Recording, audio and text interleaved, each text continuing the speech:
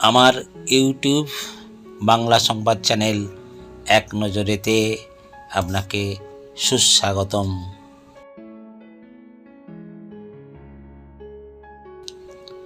মহেশতলায় যুবকের মৃত্যুতে ঘনীভূত রহস্য, পরিচিতদের জিজ্ঞাসাবাদ। আলিপুরদুয়ারে স্কুলের মধ্যে ছাত্রকে রেখে তালা বন্ধ করে চলে গেলেন শিক্ষক। হাতির হামলা থেকে বাঁচতে অভিনব নামকরণ জঙ্গলমহলের বাসিন্দাদের। নিলামে উঠল নেপোলিয়নের ব্যবহার করা পিস্তল।